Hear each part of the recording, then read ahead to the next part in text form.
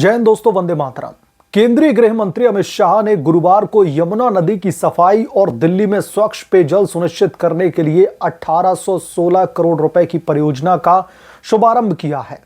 इस दौरान उन्होंने दोस्तों दिल्ली के पूर्व मुख्यमंत्री और आम आदमी पार्टी के राष्ट्रीय संयोजक अरविंद केजरीवाल के धज्जियां उड़ा करके रख दी हैं। एक एक करके तकरीबन 8 से 10 घोटाले उनके गिनवाए और आपको निशाने पर लिया। अमित शाह ने केजरीवाल को भ्रष्टाचार का प्रतीक बताते हुए कहा कि उन्होंने इतने घोटाले किए हैं कि दिल्ली की जनता ने उनके चुनाव का ही घोटाला कर दिया और अब वो घर पर पे बैठे हुए हैं।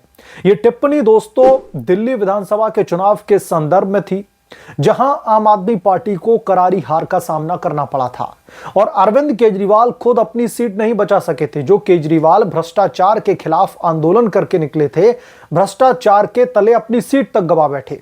यह कार्यक्रम दोस्तों दिल्ली में यमुना नदी की दशा सुधारने की दिशा में एक महत्वपूर्ण कदम के रूप में देखा जा रहा है। अमित शाह ने कहा कि प्रधानमंत्री नरेंद्र मोदी ने दिल्ली की जनता से वादा किया था कि 2029 के लोकसभा के चुनाव से पहले यमुना को स्वच्छ कर दिया जाएगा। उन्होंने जोर देकर के कहा कि भ्रष्टाचार पर अंकुश लगाने और विज्ञापनों पर अनावश्यक खर्च कम करने से ही यमुना का शुद्धिकरण संभव है। आज दोस्तों यमुना के शुद्धिकरण और साफ यमुना के स्वप्न को साकार करने का रास्ता प्रशस्त हो चुका है। अमित शाह ने कहा है कि उन्होंने आगे बताया कि यमुना को दिल्ली से प्रयागराज तक 7 महीनों में साफ करने की योजना तैयार है, जो बहुराज्यीय सहयोग पर आधारित है। गृह मंत्री अमित शाह ने पूर्व आम आदमी पार्टी की सरकार की 11 सालों की उपलब्धियों पर सवाल उठाते हुए अरविंद केजरीवाल को निशाने पर लिया। उन्होंने एक एक करके घोटालों की फेहरिस्त गिनाई और आप लोग भी जब ये घोटाला सुनेंगे तो आपको भी लगेगा कि आम आदमी पार्टी तो घोटालेबाजों की सरकार थी। अन्ना हजारे के आंदोलन से निकले और घोटाला करने लगे।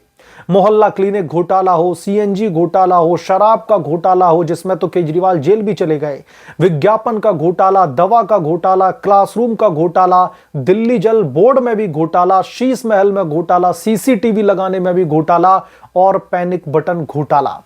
अमित शाह ने व्यंग्यात्मक लहजे में कहा कि इतने घोटाले कर दिए हैं कि दिल्ली वालों ने उनके चुनाव का ही घोटाला कर दिया और अब वो घर पर बेरोजगार बैठे हैं।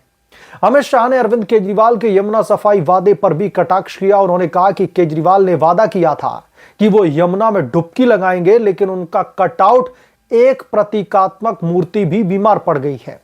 उन्होंने यमुना में डुबकी लगाने का वादा किया था, लेकिन उनका कटआउट भी बीमार हो गया। दिल्ली की जनता ने उन्हें पूरी तरीके से डुबो दिया है। अमित शाह ने आगे कहा कि यह संदर्भ भारतीय जनता पार्टी के नेता परवेश साहिब सिंह द्वारा केजरीवाल के कटआउट को यमुना में डुबोने की घटना से जुड़ा है, जो आम आदमी पार्टी सरकार की विफलताओं का प्रतीक बन चुका है। भारतीय जनता पार्टी में कद्दावर नेता अमित शाह ने सिर्फ आम आदमी पार्टी तक सीमित वो नहीं रहे, उन्होंने कांग्रेस पार्टी पर भी हमला बोला। उन्होंने कहा कि कांग्रेस की केंद्र सरकार के दौरान 12 लाख करोड़ रुपए के घोटाले हुए हैं, जबकि मोदी सरकार के 11 सालों में प्रधानमंत्री पद पर एक भी आरोप नहीं लगा। यह बताता है कि बीजेपी की सरकारें जनता को समर्पित है और उन्होंने जोर देकर के यह भी कहा कि दिल्ली की जनता को आश्वस्त किया जाता है कि मोदी सरकार की प्राथमिकता में यमुना की सफाई सर्वोच्च पद पर है और ये परियोजनाएं सीवेज ट्रीटमेंट से लेकर के नदी के प्रदूषण नियंत्रण तक फैली हुई हैं। ये हमला दोस्तों दिल्ली की राजनीति में एक नई बहस छेड़ सकता है, क्योंकि अरविंद केजरीवाल जो ये वादे और दावे करके बैठे थे कि एक बार मौका दे दो, फिर से बोला कि गलती हो गई, एक और मौका चाहिए यमुना की सफाई के लिए, लेकिन केजरीवाल तो घोटाले में व्यस्त थे। फरवरी 2025 के चुनाव में आम आदमी पार्टी की हार के बाद से केजरीवाल विपक्षी भूमिका में है, लेकिन वो अक्सर केंद्र सरकार पर हमले करते रहते हैं। हालांकि आज के इस कार्यक्रम के बाद में अरविंद केजरीवाल की ओर से कोई तत्काल प्रतिक्रिया नहीं आई है, क्योंकि जो घोटाले की जो लंबी फेहरिस्त है उस पर अरविंद केजरीवाल कुछ बोल नहीं सकते। राजनीतिक विश्लेषकों का मानना है कि यमुना सफाई जैसे मुद्दे 2029 के लोकसभा के चुनाव में भाजपा के लिए लाभकारी साबित हो सकते हैं, खास करके जब दिल्ली की जनता प्रदूषण और जल संकट से जूझ रही है। अरविंद केजरीवाल ये कहते तो थे कि वो दिल्ली को लंदन जैसा बना देंगे, दिल्ली की सड़कें लंदन जैसी बना देंगे, लेकिन दिल्ली की सड़कें हमने देखी किस तरीके से अरविंद केजरीवाल ने पूरी की पूरी दिल्ली को ही गड्ढा बना दिया था। पानी की 4 बूंदें गिरती थी, पूरी दिल्ली पानी से लब्बो लुबाब हो जाती थी।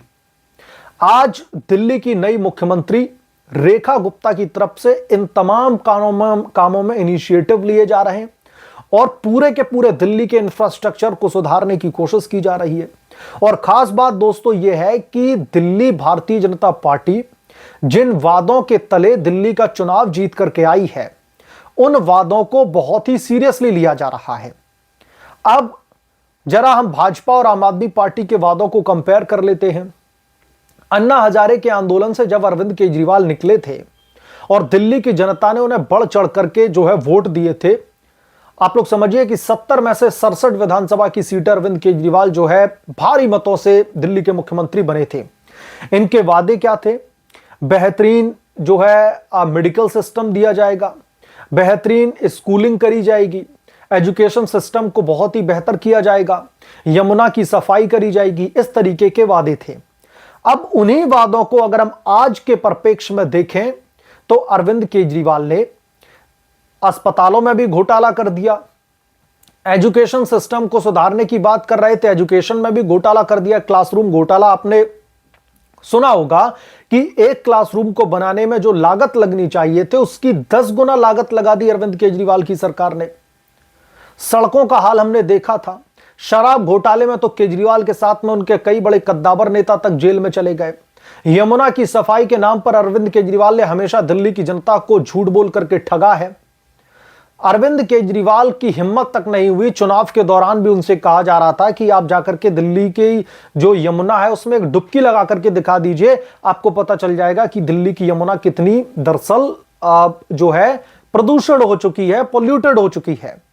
तो अरविंद केजरीवाल फिर से इन्हीं दावों को लेकर के दिल्ली की जनता के बीच में उतरे थे, लेकिन दिल्ली की जनता ने उन्हें अब की बार ऐसा सबक सिखाया। और अमित शाह ने भी अपनी रैली में, अपने जनसंबोधन में कहा कि अरविंद केजरीवाल की सरकार ने इतने घोटाले कर दिए हैं कि लोगों ने उनका ही चुनाव घोटाला कर डाला। अरविंद केजरीवाल को उम्मीद थी कि सुप्रीम कोर्ट के आदेश के बाद में तिहाड़ जेल से बाहर आए हैं, इसकी जो एम्पैथी है वो मिलेगी दिल्ली की जनता से। लोगों के बीच में भ्रामक जानकारियां फैलाई गई, डोर स्टेप जो है इनकी तरफ से कैंपेन किया गया और कहा गया कि केजरीवाल को जबरन उठा करके जेल में डाला गया है। पॉलिटिकल वेंडेटा के तहत दिल्ली के शराब घोटाले में फ्रेम किया गया है। ये सारे प्रकरण हमने देखे थे, लेकिन दिल्ली की जनता ने अरविंद केजरीवाल को ठेंगा दिखाते हुए वो अपनी सीट तक नहीं बचा पाए। आप लोग समझिए कि दिल्ली की जनता को केजरीवाल ने इस कदर ठगा था और दिल्ली की जनता अपने मौके का इस कदर इंतजार कर रही थी कि केजरीवाल इलेक्शन में तो आए, यानी कि दिल्ली में चुनाव हो, जो पॉलिटिकल पार्टी 70 में से 67 सीटें जीत करके आती है, वो पॉलिटिकल पार्टी का जो मुखिया है वो अपनी सीट तक नहीं जीत पाता, उसकी भी अपनी सीट पर उसकी जमानत जब्त हो जाती है। और सिर्फ अरविंद केजरीवाल नहीं, मनीष सिसोदिया, सौरभ भारद्वाज, जितने भी बड़े बड़े कद्दावर नेता हैं, सिर्फ आतिशी मार्लेना अपनी सीट बचाने में कामयाब रही थी। बाकी सारे के सारे जो नेता थे वो अपनी विधायकी गवा बैठे, सबकी जमानत जब्त हो गई।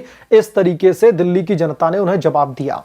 तो अब अरविंद केजरीवाल जो बेरोजगार बैठे हुए हैं, विपक्ष की भूमिका में भी नहीं है, क्योंकि विपक्ष की भूमिका के लिए भी आपको जो है अपनी सीट कम से कम आपके हाथ में होनी चाहिए। तो दिल्ली की जनता ने उन्हें अच्छा सबक सिखाया है और आज अमित शाह ने उनके घोटालों की फेहरिस्त एक बार फिर से दिल्ली की जनता को याद दिलवा दी है और बता दिया है कि 1816 करोड़ रुपए का आवंटन किया गया है, सिर्फ इसलिए कि दिल्ली की यमुना को साफ किया जाए, पोल्यूशन को कम किया जाए। बहरहाल आप क्या सोचते हैं इसके बारे में, आपकी क्या राय है, कमेंट करके जरूर बताएं। जल्द मिलूंगा किस दूसरे बड़े अपडेट के साथ में, तब तक के लिए धन्यवाद। अगर आप लोग चैनल पर नए हैं तो प्लीज चैनल को सब्सक्राइब करें, साइड बने बेल आइकन को जरूर प्रेस करें ताकि जब भी मैं कोई नया अपडेट लेकर के आऊं तो इसकी जानकारी सबसे पहले आपको मिले।